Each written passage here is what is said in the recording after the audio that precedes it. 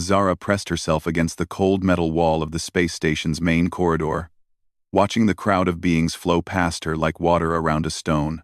Her hand instinctively moved to cover the jagged scar that ran from her left temple down to her jaw, a permanent reminder of the day her world changed forever. The scar was not just a mark on her skin.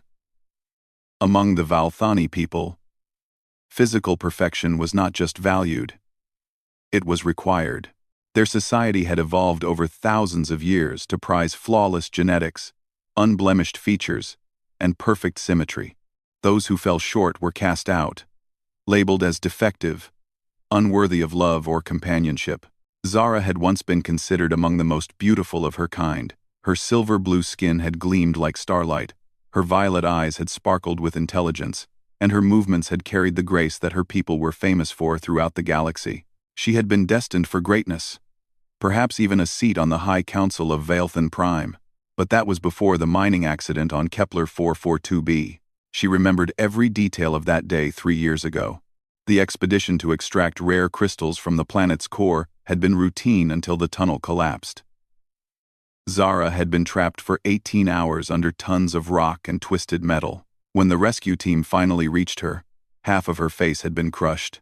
The medical team had saved her life, but they could not restore her beauty. The moment she looked in the mirror after the surgery, she knew her life was over. The scar cut across her face like a lightning bolt, pulling down the corner of her left eye and twisting her mouth into a permanent half-frown. The smooth silver-blue skin was now marked with angry red tissue that would never heal properly. Her family had been kind at first, speaking of acceptance and inner beauty. But within weeks, their discomfort became obvious. Her younger sister stopped visiting. Her parents made excuses to avoid family gatherings. Her betrothed, a promising young diplomat named Kale, had broken their engagement through a written message, claiming he could not bear to look at her anymore. The worst part was not the rejection itself, but the way it was delivered with such clinical detachment. There was no anger, no emotion, just a simple statement that she was no longer suitable for their society. The High Council had offered her a small pension and suggested she might find a place among the outer colonies where standards were less rigid. So she had left Valthan Prime and wandered from station to station, planet to planet, always moving, never staying long enough for anyone to get too close. She survived by doing small jobs, translation work mostly, since she had a gift for languages.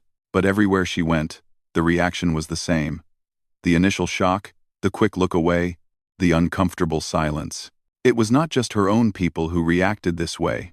Most species in the galaxy had their own standards of beauty, and a scarred face was universally seen as a sign of weakness or bad luck. The reptilian saurians hissed when they saw her. The ethereal Crystari actually dimmed their natural glow in her presence. Even the normally accepting Tenthari would wrap their tentacles tighter around themselves when she passed by. On this particular day, she was on Trading Station Omega-7, a massive structure that served as a hub for commerce between 12 different star systems. It was the kind of place where beings from hundreds of species mingled, traded, and tried to make their fortunes. It was also the kind of place where someone like her could blend into the background if she was careful. She had been hired to translate a complex trade agreement between a Morganean mineral consortium and a human shipping company. The work paid well enough to keep her fed for another month, and she was grateful for any employment that did not require face-to-face interaction. The meeting was scheduled to take place in Conference Room 7 Alpha, deep in the commercial section of the station. Zara arrived early, as was her habit, and set up her translation equipment. The Morganians arrived first, their crystalline forms chiming softly as they moved. They nodded politely to her but kept their distance, their faceted eyes reflecting the light in ways that made it clear they found her presence disturbing. The human delegation was late, which surprised her. In her experience, humans were usually punctual to a fault. They were a relatively new species on the galactic stage, having only achieved faster-than-light travel about 50 years ago, but they had quickly earned a reputation for reliability and fair dealing. When the humans finally arrived, Zara was bent over her equipment, making final adjustments to the translation matrix. She heard the door hiss open, and multiple sets of footsteps entering the room. The Morganeans chimed a greeting, and she prepared to begin her work. Sorry we're late, a voice said, and something in the tone made Zara look up. Traffic in the docking bay was murder. I'm Captain Marcus Reed, representing Terra Fleet Solutions. The moment their eyes met, something extraordinary happened. Zara had experienced many first meetings over the past 3 years, and they all followed the same pattern. The initial eye contact, the shock of seeing her scar, the quick look away, and then the careful avoidance of direct eye contact for the rest of the interaction. But Marcus Reed did something different. His eyes met hers, took in her scar, and then returned to her eyes without flinching. More than that, he smiled, not the forced, uncomfortable smile she had grown accustomed to, but a genuine expression of warmth. You must be our translator, he said, walking over to her station. I'm looking forward to working with you.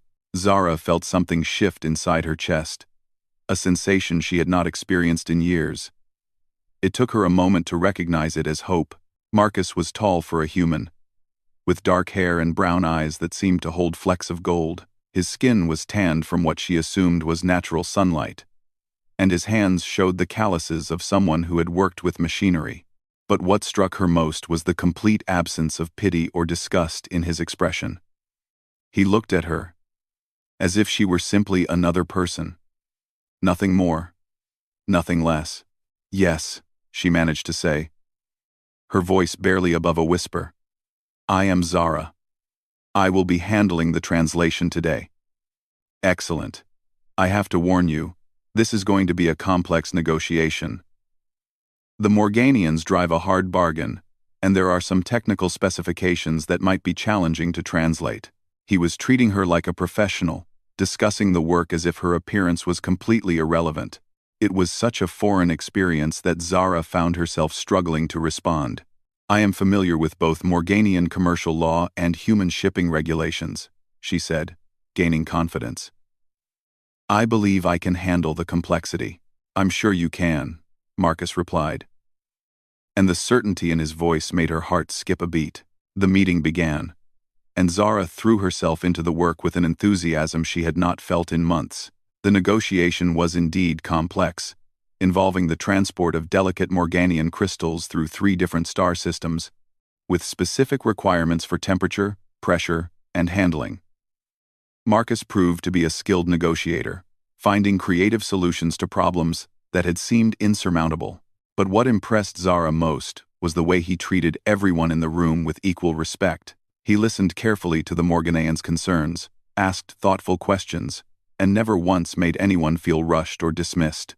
When he needed clarification on a translation, he would ask her directly, maintaining eye contact and treating her as an expert in her field.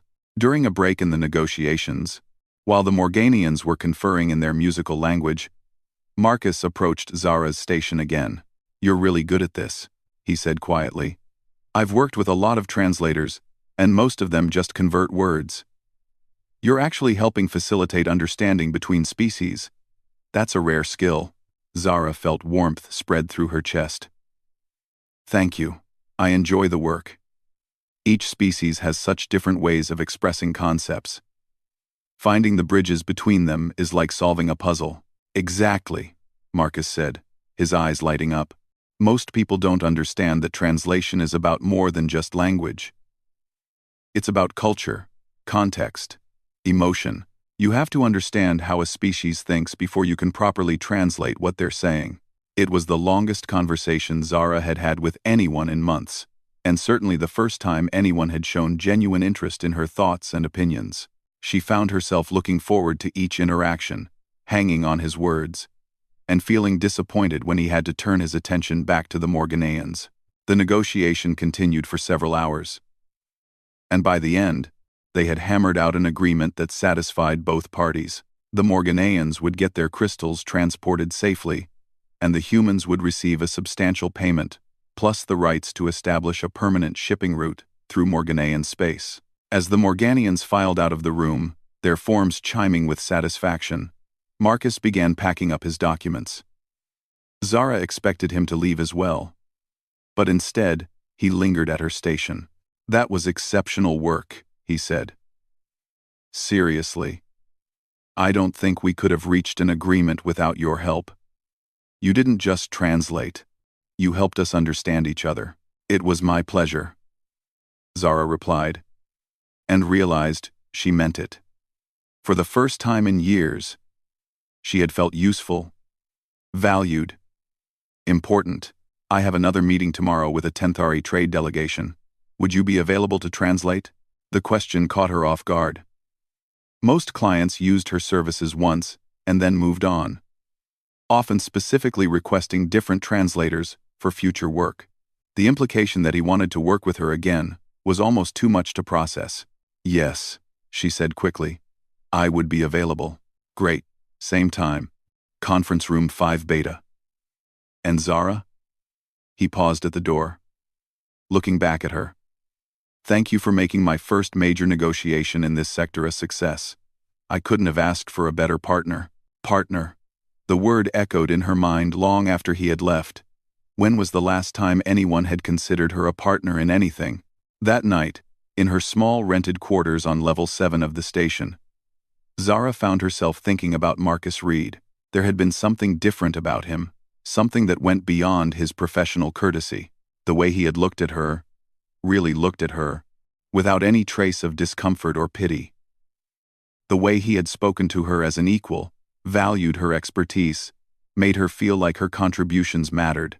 She caught herself staring at her reflection in the small mirror above her wash basin. The scar was as prominent as ever, cutting across her face like a fault line. But for the first time in years, she found herself wondering what it would be like to be seen as more than just a damaged thing, to be pitied or avoided. The next day, Zara arrived at the conference room early, as usual. But this time, she had taken extra care with her appearance. She had chosen her best translator's robe, a deep blue that complemented her natural coloring, and had arranged her hair to partially cover the scar without completely hiding behind it. When Marcus arrived, he greeted her with the same warm smile as before, and once again, his eyes met hers without hesitation. The Tenthari delegation arrived shortly after, their tentacles writhing with nervous energy as they discussed their need for human-manufactured medical supplies. This negotiation was even more complex than the previous days, involving not just commercial law but also medical regulations and ethical considerations around the treatment of different species. The Tenthari had very specific requirements for their physiology, and the humans needed to understand exactly what they were being asked to provide. Zara found herself completely absorbed in the work, not just translating words but helping both sides understand the cultural and biological contexts behind their requests. When the Tenthari expressed concern about human manufacturing standards, she helped Marcus understand that their worry was not about quality, but about whether humans could grasp the subtle differences in Tenthari biochemistry. Ah, Marcus said, nodding as understanding dawned. So when they say precise molecular alignment, they're not questioning our manufacturing capabilities. They're concerned that we might not understand their specific biological needs. Exactly, Zara confirmed. Their physiology is incredibly sensitive to molecular variations that other species might not even notice. Marcus turned to the Tenthari delegation. We appreciate your concerns about our understanding of your biological needs. Would it be helpful if we arranged for a Tenthari medical consultant to oversee the manufacturing process? We want to make sure we get this right. The Tenthari's tentacles relaxed visibly, their bioluminescent patches glowing brighter with relief. Through Zara, they explained that such collaboration would indeed address their concerns and would represent a new model for interspecies medical cooperation. The meeting ended with another successful agreement, and once again, Marcus lingered as the others left. 2 for 2, he said with a grin. I think we make a pretty good team. The work is rewarding, Zara agreed, though what she really meant was that working with him was rewarding. I have to ask, Marcus said, and Zara tensed, expecting the question she had been dreading. Instead, he surprised her. Have you ever considered doing this kind of work full-time? I mean, working with a specific company rather than taking individual contracts? Zara struggled to find words. Most companies prefer to have their own permanent staff. I have found that my appearance makes some clients uncomfortable with long-term arrangements. Marcus frowned, and for a moment, she thought she had made a mistake in being so direct. But then his expression cleared, and she realized his frown had been one of confusion, not disgust. Your appearance? What does that have to do with your professional qualifications? The question was so genuinely perplexed that Zara felt something break open in her chest. You really do not see it, do you? See what? She turned her head, making sure the scar was fully visible. This. The damage. Most beings find it disturbing. Marcus studied her face for a long moment, and Zara held her breath, waiting for the inevitable shift in his expression. But it never came. I see a scar, he said finally. I also see someone who's incredibly skilled at her job, who has a natural talent for understanding different species, and who has been absolutely essential to the success of 2 major negotiations. If other people can't see past a scar to recognize those qualities, that says more about them than it does about you. Zara felt tears prick at the corners of her eyes. No one had ever spoken to her like this before, with such matter-of-fact acceptance of who she was, rather than what had happened to her. Terra Fleet is expanding our operations in this sector, Marcus continued. We're going to need a permanent cultural liaison and translator. Someone who understands not just the languages, but the thinking behind them. Someone who can help us build real relationships with our clients, rather than just completing transactions. I think you would be perfect for the position. You are offering me a job? I'm offering you a career. If you're interested. Zara stared at him, trying to process what she was hearing. A permanent position. A career. A chance to do work that mattered. With someone who saw her as valuable. I would be very interested, she managed to say. Great. There's just one thing. Marcus hesitated, and Zara felt her heart sink. Here it comes, she thought.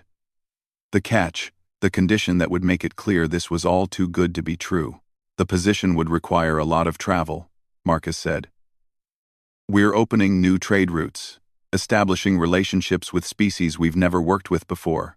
It would mean long journeys between stars, weeks or months away from civilization. Not everyone is cut out for that kind of life. Relief flooded through her. I have been traveling for 3 years. I am quite comfortable with movement and isolation. Then welcome to Terra Fleet Solutions, Cultural Liaison Zara. Marcus extended his hand in the human gesture of agreement, and after a moment's hesitation, Zara took it. His hand was warm and firm, and he held hers just a moment longer than necessary. When he released it, she could still feel the impression of his fingers against her palm. There is one more thing I should mention, Marcus said as they prepared to leave the conference room. The position comes with quarters aboard our ship. The Stellar Wanderer. It's not luxurious, but it's comfortable, and you would have your own space. A home, Zara said softly. Yes, I suppose it would be. Marcus looked at her with something that might have been understanding. Everyone deserves a place where they belong. That evening, Zara packed her few belongings with hands that shook slightly from excitement and disbelief. For the first time in 3 years, she was not just moving to another temporary situation. She was moving towards something permanent. Something that felt like it might be the beginning of a new life. As she sealed the last of her belongings into storage containers, she caught sight of herself in the mirror one final time. The scar was still there, would always be there, but somehow, it no longer seemed like the defining feature of her existence. For the first time, she saw herself through Marcus's eyes, not as a damaged thing to be pitied, but as someone with value, someone with purpose. She thought about his complete lack of reaction to her appearance. His immediate acceptance of her as she was. It was not that he was blind to the scar, but that he simply did not care about it. To him, it was just another detail about her. No more significant than the color of her eyes or the sound of her voice. Tomorrow, she would board the Stellar Wanderer and begin her new life as a member of Marcus's crew. She would have work that mattered, colleagues who valued her contributions, and a place where she belonged. But more than any of that, she would have the memory of the moment when a human captain looked at her scarred face and saw not damage, but possibility. As she prepared for sleep, Zara allowed herself to imagine what it might be like to spend months traveling through space with Marcus Reed. To work beside him every day, to share meals in the ship's mess, to fall asleep knowing that when she woke up, he would greet her with that same warm smile that had changed her world. She did not dare to hope for more than friendship and professional respect. But for someone who had spent 3 years being invisible, even that felt like a miracle. The Stellar Wanderer was unlike any ship Zara had ever seen. Most vessels in the galaxy were designed with function as the primary consideration, resulting in cramped, sterile environments that prioritized efficiency over comfort. But the human ship felt different from the moment she stepped aboard. The corridors were wider than necessary, lined with soft lighting that mimicked natural sunlight.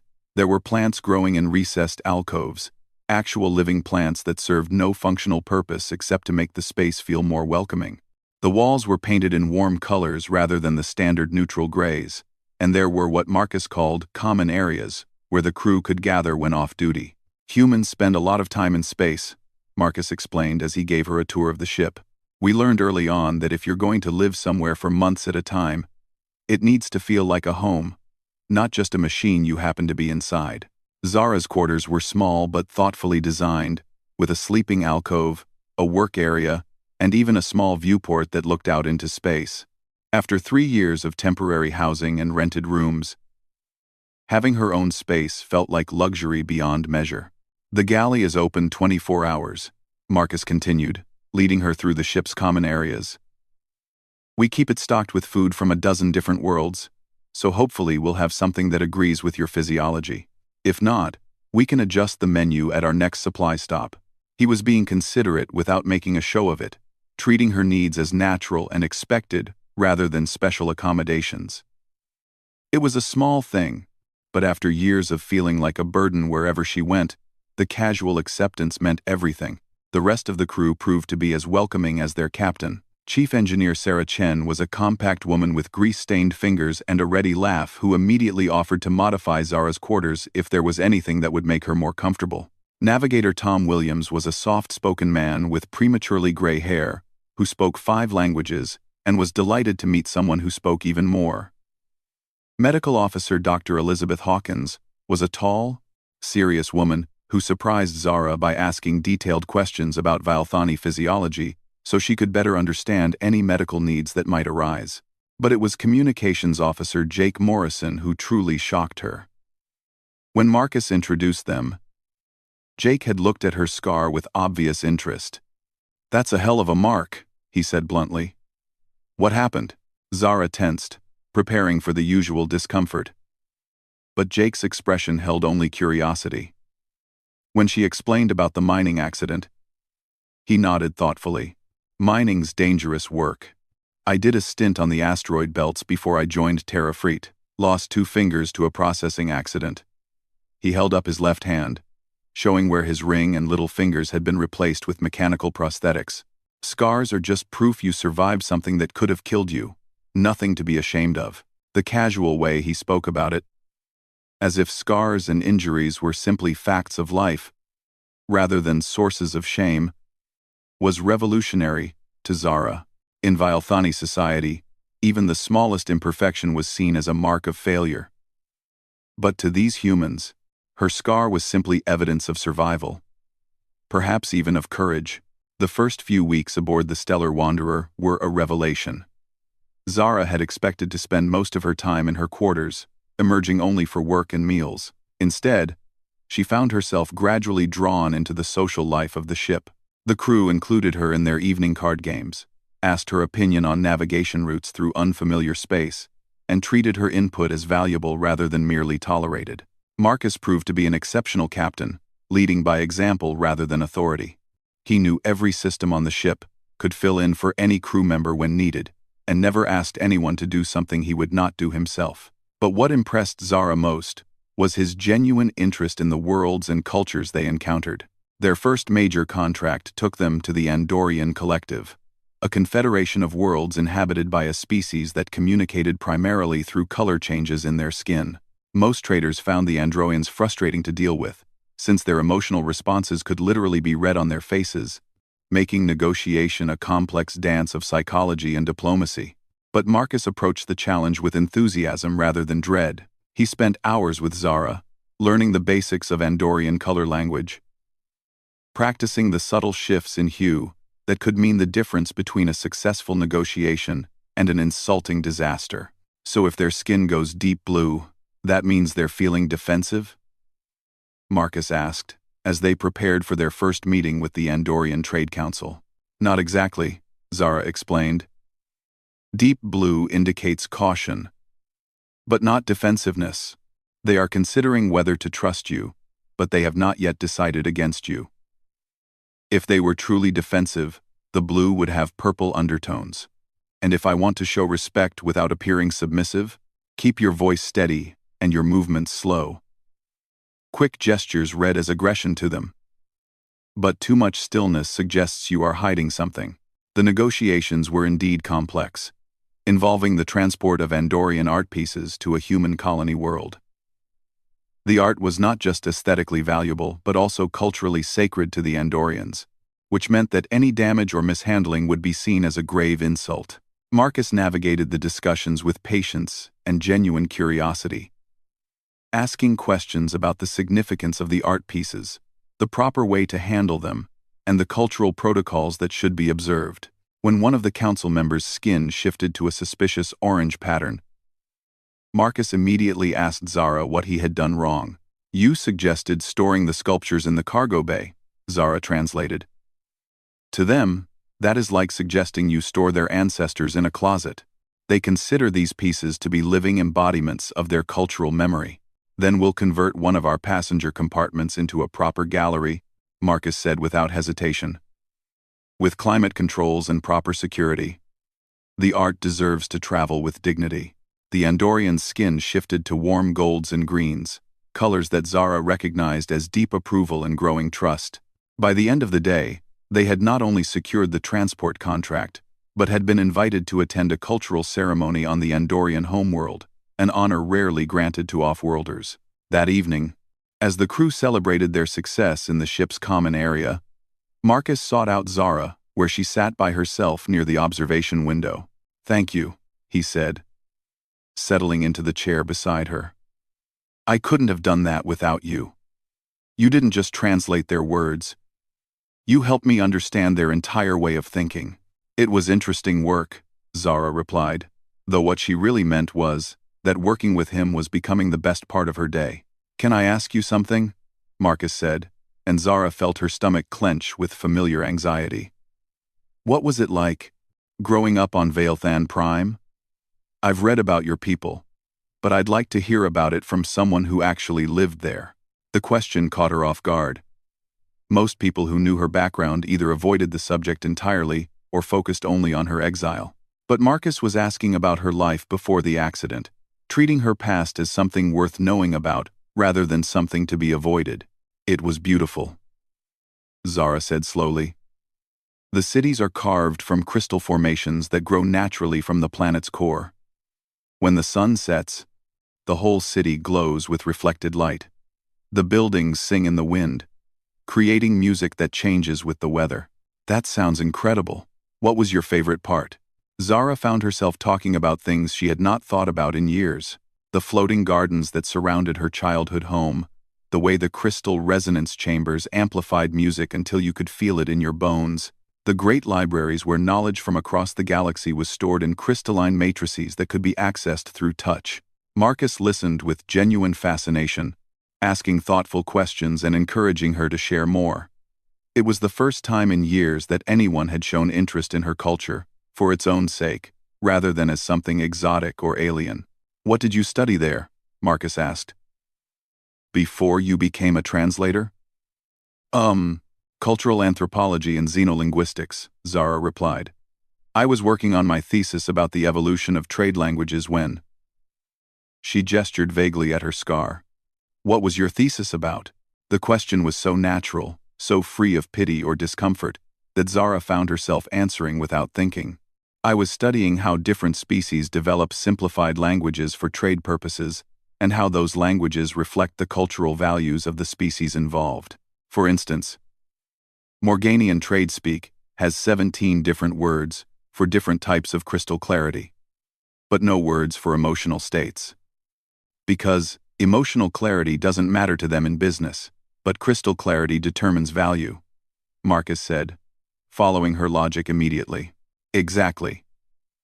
But human trade speak has dozens of words for different types of agreements and partnerships, suggesting that relationships are central to how humans approach commerce.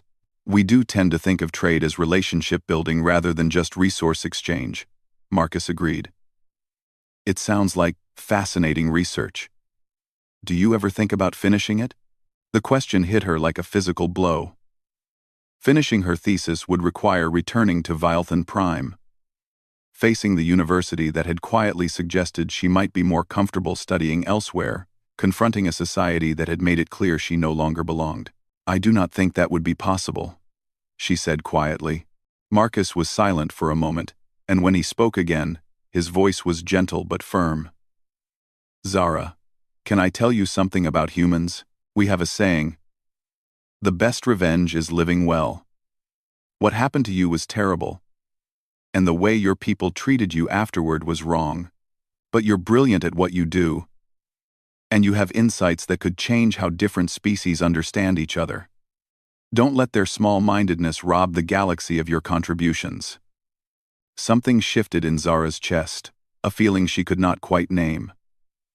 It was not just gratitude for his kindness, though she felt that too. It was something deeper. Something that made her want to be the person he seemed to see when he looked at her. Over the following months, as the stellar wanderer traveled from system to system, Zara found herself changing in ways she had not expected. The constant acceptance from the crew, the meaningful work, and Marcus's unwavering respect for her abilities began to rebuild something inside her that she had thought was permanently broken. She started taking better care of herself, eating regular meals instead of just subsisting, exercising in the ship's small gym, even socializing with the crew during their evening gatherings. She began to speak up more in meetings, offering suggestions and insights rather than just translating words, and slowly, carefully, she began to hope. The hope was dangerous, she knew. It made her vulnerable in ways that pure survival never had. But every day that Marcus treated her as a valued colleague and friend, every smile he gave her, every time he sought out her company, made it harder to protect herself from the possibility that maybe, just maybe, she was not as unlovable as her own people had made her believe. The crisis came during their 6th month together, when they were hired to mediate a trade dispute between the hegemony of Vrax and a human agricultural consortium. The Vraxians were a proud, militaristic species known for their rigid honor codes and their tendency to settle disputes through combat. The humans wanted to purchase Vraxian-grown grains that could survive in harsh climates, but negotiations had stalled over what the Vraxians saw as insulting offers. The meeting was held on a neutral station orbiting a dead star, and tension was high from the moment both parties arrived. The Vraxian delegation consisted of 3 massive warriors whose every movement spoke of barely controlled violence, while the human representatives were clearly nervous about finding themselves in a room with beings who could literally tear them apart. Zara had studied Vraxian culture extensively, and knew that their concept of honor was tied directly to their perception of strength and respect. The humans' initial offers had been rejected not because they were financially inadequate, but because the way they were presented suggested the humans saw the Vraxians as desperate sellers rather than valued partners. The key is to frame this as a military alliance rather than a trade deal, she explained to Marcus before the meeting. Vraxians respect strength, but they also value loyalty. If you approach them as potential allies who happen to be exchanging resources, rather than buyers and sellers, they will be more receptive. Marcus nodded, but she could see the tension in his shoulders. This was their biggest contract yet, and failure could seriously damage Terrafreet's reputation in this sector. The meeting began badly. The Vraxian delegation leader, a scarred veteran named Warlord Kresh, immediately challenged the humans' right to even request Vraxian crops, suggesting that soft species like humans were not worthy of the food that sustained true warriors. Marcus remained calm, but Zara could see the human delegation growing increasingly uncomfortable. When one of the humans made the mistake of suggesting that they were offering a generous price for the crops, Kresh's expression darkened dangerously. Generous? Kresh snarled, his massive fists clenching. You think we are beggars grateful for your scraps? The situation was deteriorating rapidly, and Zara realized she had to intervene. Without thinking, she stood up and addressed Kresh directly in his own language, her voice carrying the formal cadences used in Vraxian military councils. Warlord Kresh. With respect. I believe there has been a misunderstanding of intent, she said. Captain Reed does not come as a buyer seeking to purchase your crops. He comes as a potential ally, hoping to form a partnership that would benefit both your people and his. Kresh turned his attention to her for the first time, and his eyes immediately fixed on her scar. For a moment, Zara felt the familiar wave of shame and the urge to hide her face. But then she remembered Marcus's words about surviving something that could have killed her, and she met Kresh's gaze steadily. You bear the mark of battle, Kresh said, his voice carrying a note of respect that had been absent when he spoke to the humans. How did you earn this scar? Zara straightened her shoulders. I was caught in a mining accident. The mountain tried to crush me, but I survived. The mountain tested you, and you proved stronger. Kresh nodded approvingly. You speak with the voice of a warrior. What do you say about this proposed alliance? For the next 2 hours, Zara found herself essentially leading the negotiation, with Marcus supporting her with occasional questions and clarifications. She framed the deal in terms that resonated with Vraxian values, speaking of mutual strength, shared benefits, and the honor that came from providing sustenance to worthy allies. When Kresh finally agreed to the partnership, complete with exclusive trading rights and a mutual defense clause that surprised even Marcus, he addressed his final comments to Zara rather than the human delegation. You understand honor, he told her. Your people were fools to cast out a warrior such as you. If you ever tire of serving soft humans, the Vraxian military would welcome one who bears the marks of survival. After the Vraxians left, the human delegation was effusive in their praise and gratitude. They had gotten everything they wanted, and more, securing a deal that would feed 3 colony worlds and establish humanity as a respected partner in Vraxian space. But Marcus was quiet as they returned to the Stellar Wanderer, and Zara found herself wondering if she had overstepped her role. Had she embarrassed him by taking the lead in the negotiations? Had she made him look weak in front of the other humans? Her fears were answered that evening when Marcus found her in the observation lounge, staring out at the swirling gases around the dead star. That was incredible, he said, settling beside her. The way you turned that whole situation around. The way you understood exactly what Kresh needed to hear. You probably just saved Terrafreet's entire expansion into this sector. I hope I did not overstep, Zara said carefully. I know you are the captain, and the negotiations were your responsibility. Marcus turned to look at her, and there was something in his expression that made her heart race. Zara, you didn't overstep anything. You were brilliant. You saw what I couldn't see, understood what I couldn't understand, and found a solution that worked for everyone. That's not overstepping, that's leadership. Leadership, she repeated softly, tasting the word. Yes. And I think it's time we made that official. Marcus reached into his jacket and pulled out a small device that Zara recognized as a contract tablet. Terrafreet is promoting you to Senior Cultural Liaison and Strategic Consultant. It comes with a significant pay increase, expanded quarters, and a say in which contracts we take on. If you're interested. Zara stared at the tablet, hardly daring to believe what she was hearing. You want to make me a partner. I want to make you a partner because you've already been acting like one. The only difference is, now it's official.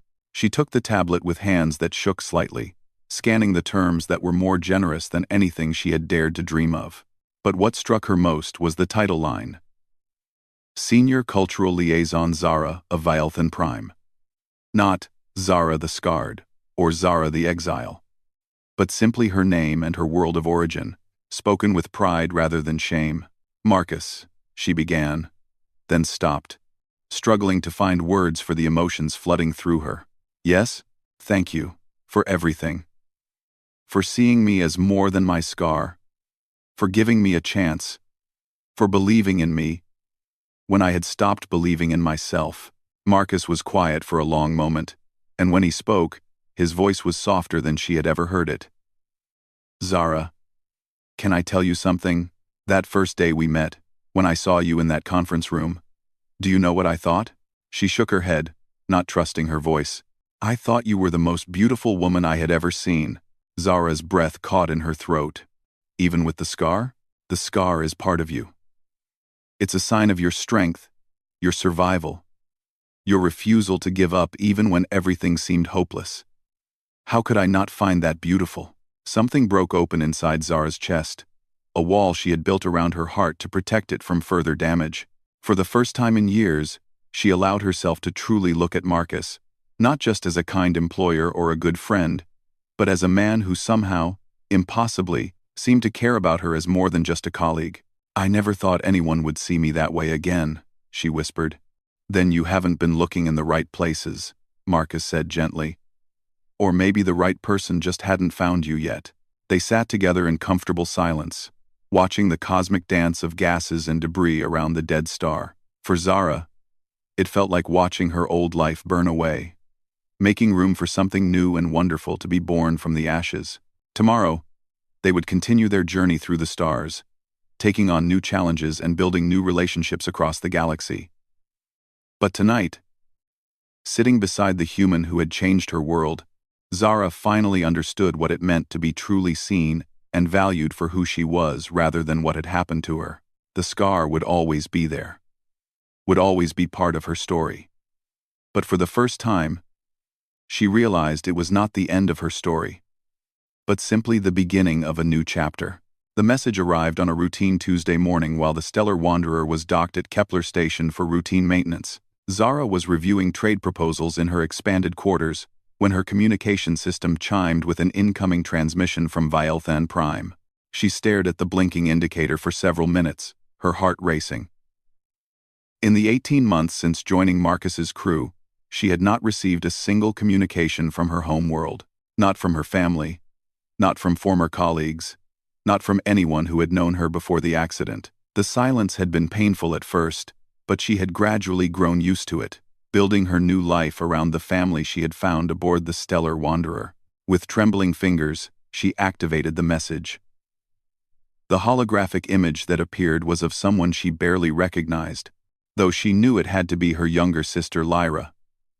The Lyra she remembered had been vibrant and confident, her silver-blue skin glowing with health, and her violet eyes sparkling with mischief.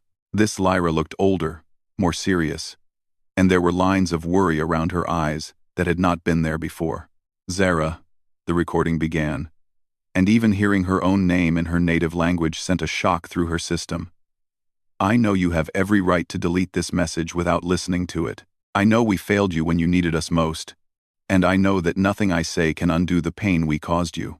Lyra paused, her hands clasped tightly in front of her in a gesture Zara recognized from their childhood, something Lyra had always done when she was nervous or upset. But I am reaching out to you now, because I need your help, and because I believe you may be the only person in the galaxy who can provide it. 3 weeks ago, a human ship arrived at Vielthan Prime. They claim to be explorers, but their behavior suggests they may be scouts for a much larger force.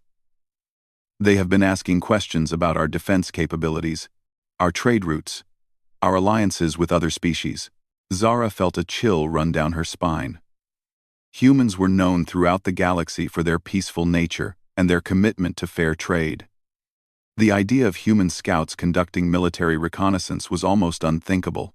The situation has grown more serious, Lyra continued. Yesterday, one of the humans was found accessing restricted data files in our central archives. When confronted, he claimed it was a misunderstanding, but our security forces believe they are planning something hostile. The High Council has called for an emergency session to discuss whether we should expel the humans immediately or take more direct action. The recording paused again, and Lyra seemed to be struggling with what to say next. Zara, I know this is asking too much, but the Council wants to consult with someone who understands human behavior and motivations. Your name was suggested by Counselor Veth, who remembered your work in xenolinguistics. They want to bring you home as a special advisor. Home, the word hit Zara like a physical blow. For 3 years, the idea of returning to Vielthan Prime had seemed impossible. She had been cast out, marked as defective, made to feel that her very presence was an embarrassment to her people, and now they wanted her back because they needed her expertise.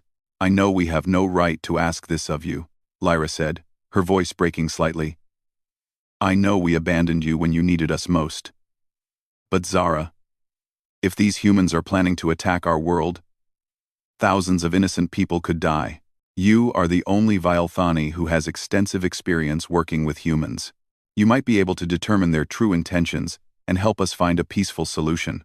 The message ended with coordinates for a rendezvous point in neutral space, along with a promise of safe conduct and full diplomatic immunity. Zara sat in stunned silence for several minutes after the recording finished, her mind reeling with conflicting emotions. Part of her wanted to delete the message and pretend she had never received it.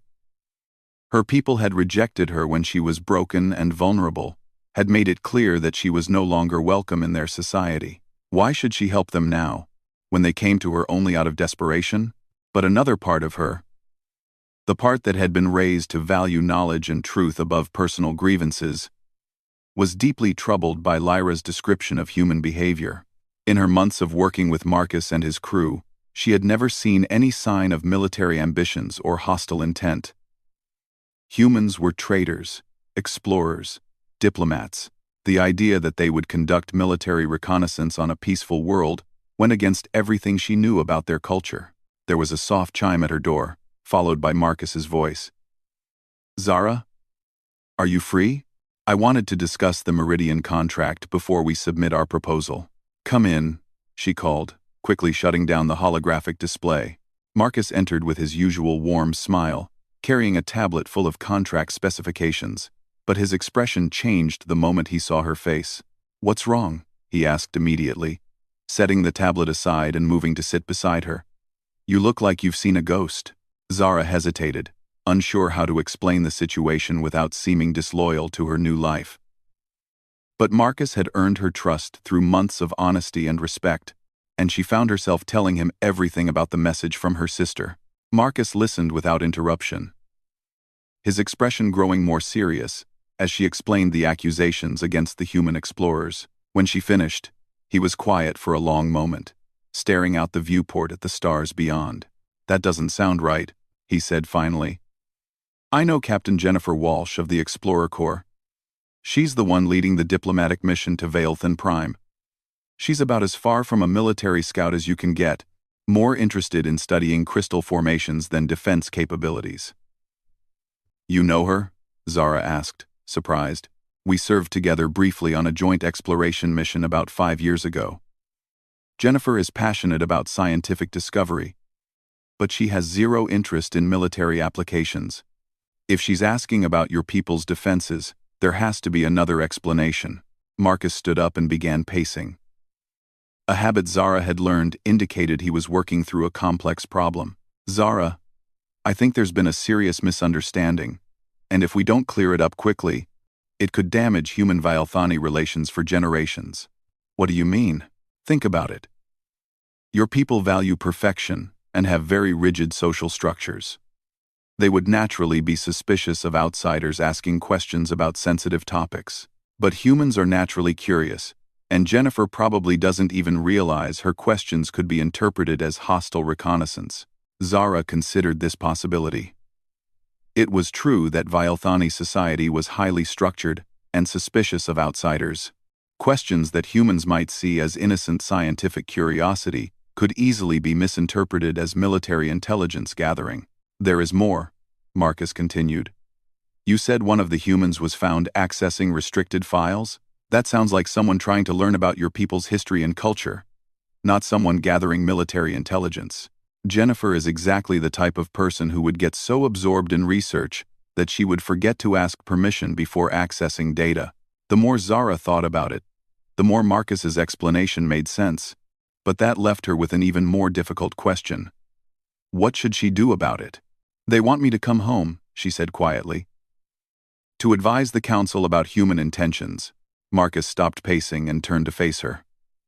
"What do you want to do?" The question caught her off guard. For 3 years, no one had asked what she wanted. Decisions had been made for her. About her. Around her. but rarely with her input. The simple act of being asked for her preference felt revolutionary. "I do not know," she admitted. "Part of me wants to ignore their request. They rejected me when I needed them, so why should I help them now? But if there really is a misunderstanding that could lead to conflict, innocent people could get hurt," Marcus finished, "on both sides." "Yes." Marcus sat back down beside her, close enough that she could feel the warmth radiating from his body.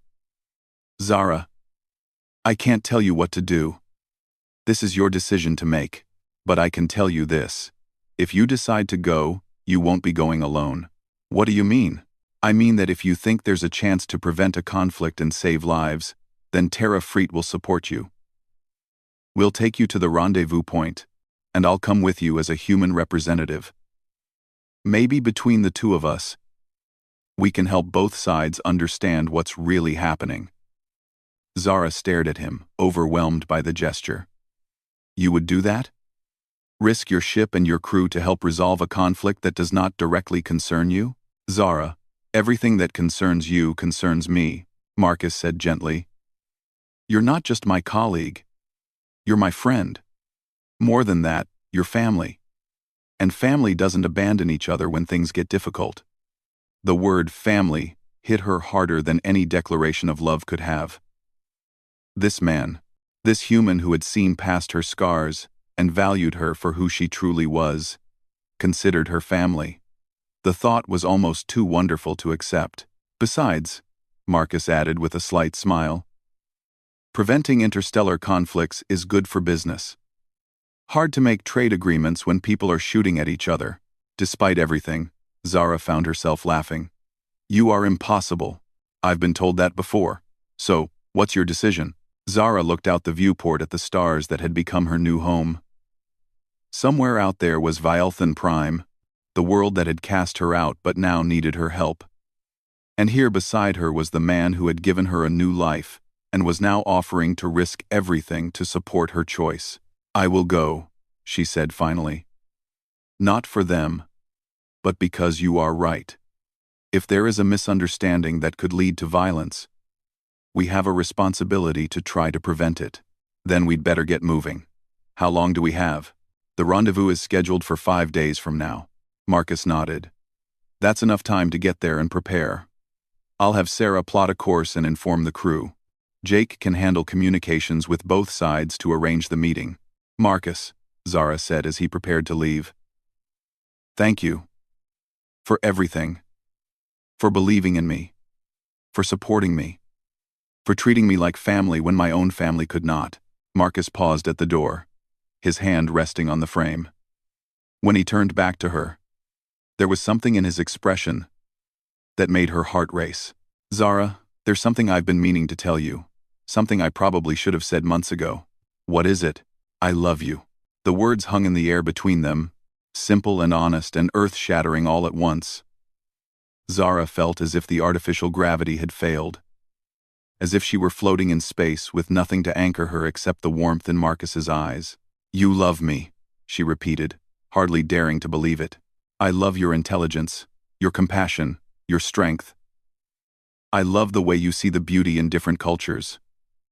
The way you build bridges between species that have never understood each other. I love your courage, your resilience, your refusal to let anyone else define your worth." Marcus paused, then added quietly, "I love you, scar and all, exactly as you are." Zara felt tears streaming down her face. But for the first time in years, they were tears of joy rather than pain. "I love you too," she whispered. "I have loved you since that first day when you looked at me and saw a person instead of a damaged thing." Marcus crossed the room in 3 quick strides and pulled her into his arms. When he kissed her, it was gentle and careful at first, as if he were afraid she might break. But when she kissed him back with all the pent-up emotion of the past months, his touch became more confident, more certain. When they finally broke apart, both of them were breathing hard. Marcus rested his forehead against hers, his hands cupping her face as if she were something precious and fragile. "Whatever happens at this rendezvous," he said softly, "whatever your people say or do, remember that you are loved, You are valued. You belong here. With us. With me. I will remember, Zara promised.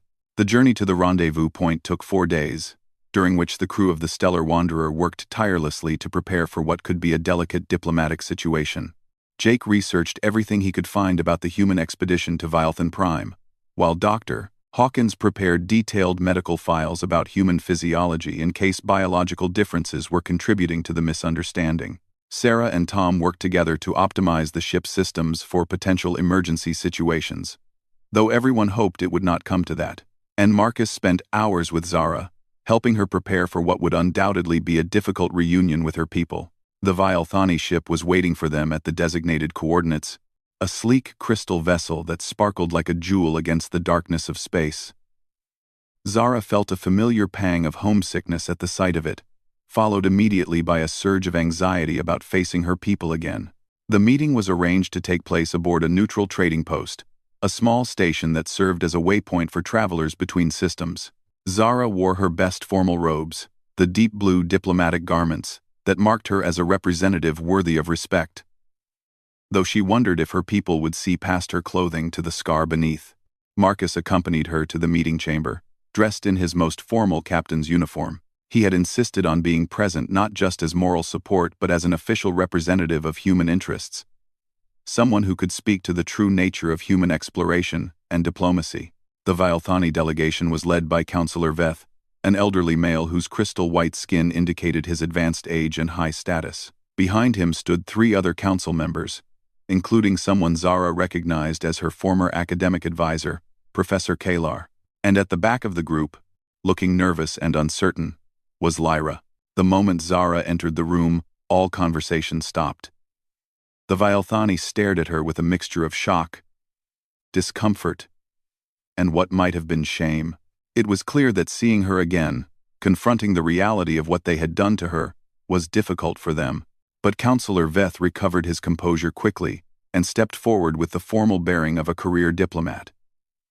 Cultural Specialist Zara, he said, using her old title rather than acknowledging her current position. We are grateful that you have agreed to assist us in this matter. I am here because I believe in preventing unnecessary conflict, Zara replied, matching his formal tone. Not because I owe you anything. The bluntness of her response clearly caught the delegation off guard, but Marcus gave her an approving nod. This was not the time for false courtesy or pretending that her exile had not happened. Of course, Veth said after a moment. Perhaps we should begin by reviewing the evidence of human hostile intent. For the next hour, the Vialthani presented their case. They showed recordings of the human expedition, asking detailed questions about defense systems, planetary infrastructure, and alliance networks. They displayed data logs showing unauthorized access to restricted archives. And they presented analysis suggesting that the humans were conducting systematic reconnaissance for military purposes. When they finished, Marcus asked for permission to respond. He explained Captain Walsh's background as a scientist and explorer, provided documentation of the expedition's official mission to study crystal formations and establish cultural contact. He showed that every question the Vialthani had interpreted as military reconnaissance was actually related to academic research or standard diplomatic protocol. Captain Walsh was asking about your defense systems because she wanted to understand your technology, Marcus explained. She's a scientist, and Vialthani crystal technology is legendary throughout the galaxy. She wasn't gathering intelligence for an invasion. She was trying to learn how your people achieved such remarkable engineering. And the unauthorized access to restricted files? Professor Kalar asked, skeptically. Dr. Jennifer Walsh has spent her entire career studying crystalline structures and their applications. When she found references to historical crystal growing techniques in your archives, she probably got so excited about the research possibilities that she forgot to follow proper protocol. She's brilliant, but she has a tendency to get tunnel vision when she encounters new scientific data. Zara watched the exchange with growing understanding. Both sides were telling the truth as they saw it, but they were interpreting the same actions through completely different cultural lenses. To the security-conscious Vialthani, questions about defenses looked like military planning. To the curiosity-driven humans, the same questions were simply scientific inquiry. There is a fundamental misunderstanding here, Zara said, speaking for the first time since the presentations began. Both sides are operating from their own cultural assumptions, without considering how their actions might be perceived by the other. She turned to address the Vilethani delegation directly. We have always been a cautious people, suspicious of outsiders, and protective of our secrets. When humans ask direct questions about sensitive topics, we assume hostile intent because that is how our enemies have behaved in the past. But humans are not our enemies, and they are not operating from our cultural framework. Then she turned to Marcus. And humans approach everything with openness and curiosity, assuming that others share their enthusiasm for knowledge and discovery. Captain Walsh probably never considered that her questions could be interpreted as threatening because, to humans, sharing information is natural and expected. So you believe the humans pose no threat? Counselor Veth asked. I believe the humans are exactly what they claim to be. Scientists and explorers who are genuinely interested in learning about our culture and establishing friendly relations. But I also believe that without better communication and understanding between our peoples, this situation could escalate into a conflict that serves no one's interests. The discussion continued for several more hours, with both sides gradually coming to understand how their actions had been misinterpreted. Marcus was able to provide detailed information about human exploration protocols and scientific methods, while Zara helped translate not just the words, but the cultural assumptions behind them. By the end of the day, they had worked out a framework for improving human-Vilethani relations, including formal protocols for scientific exchanges, cultural liaison positions, and regular diplomatic communications. It was not a complete solution, but it was a beginning. As the meeting wound down, Lyra approached Zara hesitantly. Sister, she said quietly, using the familiar form that they had shared as children. Could I speak with you privately? Could I speak with you privately? Zara glanced at Marcus, who nodded encouragingly.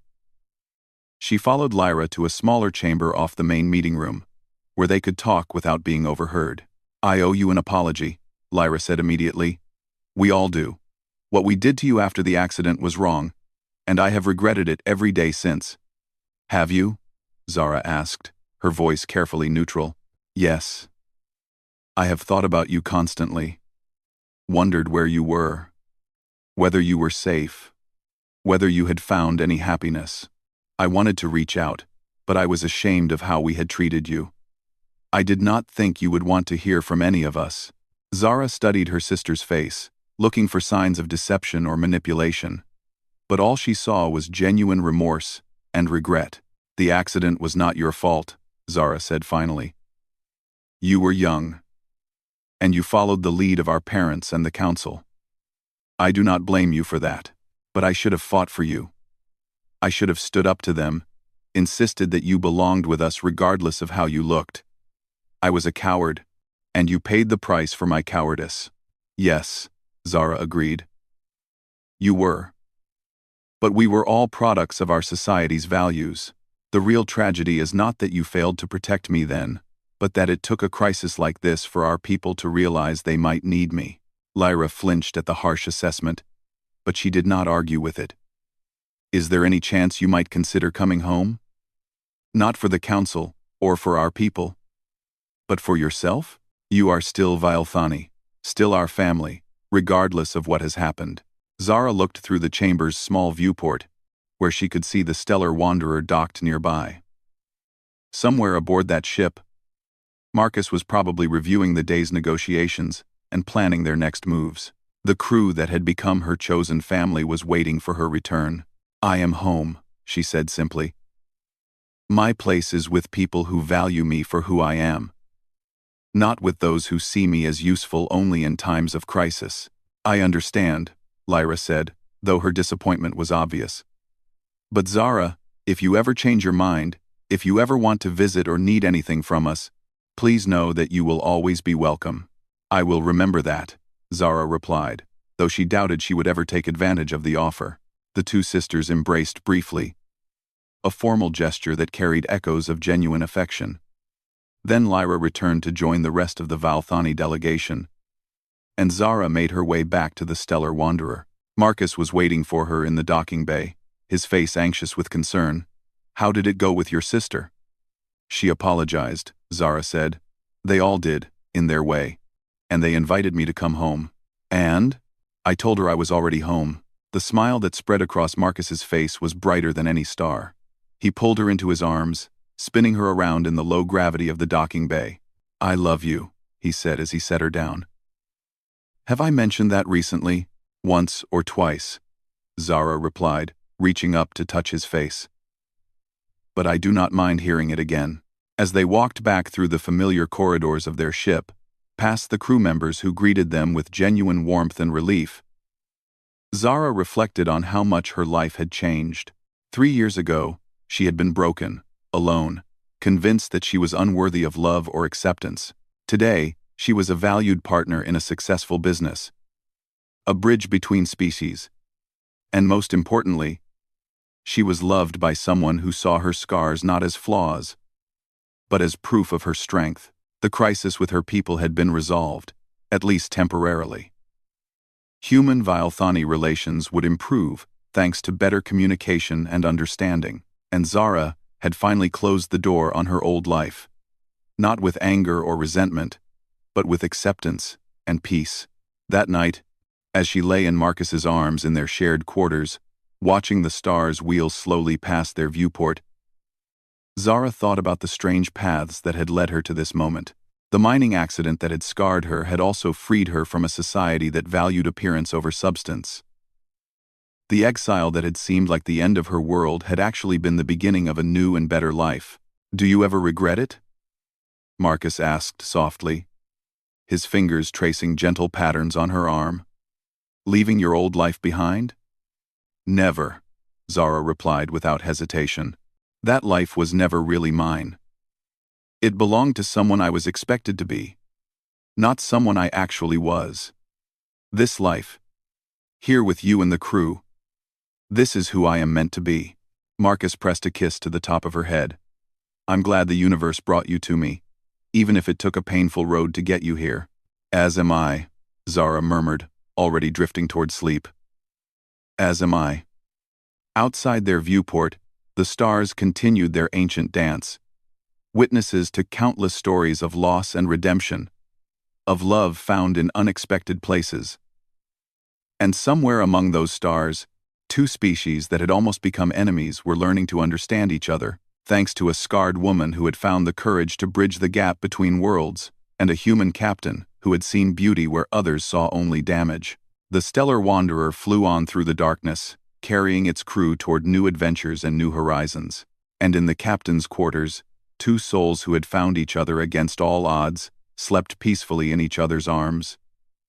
Proof that sometimes the most beautiful stories are born from the deepest scars.